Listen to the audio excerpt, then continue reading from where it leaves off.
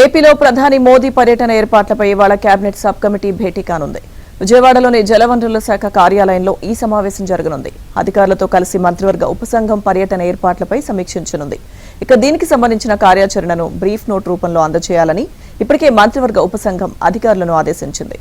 ఇక వైసీపీ పాలనలో జవసత్వాలు కోల్పోయిన అమరావతి ఇప్పుడు ఊపిరి పీల్చుకుంటోంది.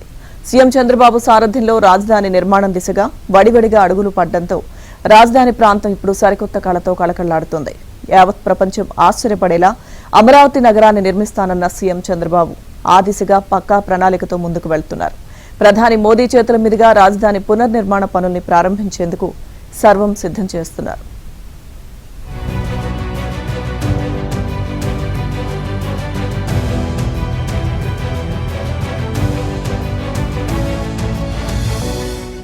ఈ క్రమంలోనే ప్రధాని మోదీ అమరావతి పర్యటన ఖరారైంది.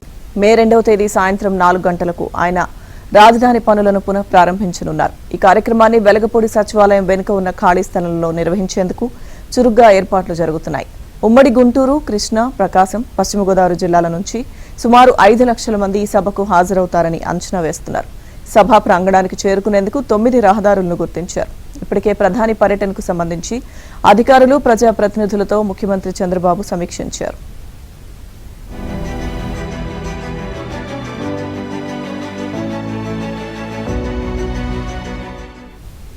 ప్రధాని పర్యటనకు అన్ని ఏర్పాట్లు పూర్తి చేయాలని సీఎస్కే విజయానంద్ను చంద్రబాబు ఆదేశించారు. అటు ప్రధాని పర్యటన ఏర్పాట్ల పర్యవేక్షణకు రాష్ట్ర మంత్రులు పయ్యావుల కేశవ్, కొల్లు రవీంద్ర, సత్యకుమార్ యాదవ్, నాదెండ్ల మనోహర్, పి నారాయణలతో కూడిన మంత్రివర్గ ఉపసంఘాన్ని ప్రభుత్వం ఇప్పటికే నియమించింది. 2015 తర్వాత అంటే దాదాపు 10 ఏళ్ల తర్వాత మోదీ అమరావతి పనుల పునః ప్రారంభం కార్యక్రమానికి రానుండడంతో ఆయన ఏం చెబుతారనే దానిపై సర్వత్రా ఆసక్తి నెలకొంది.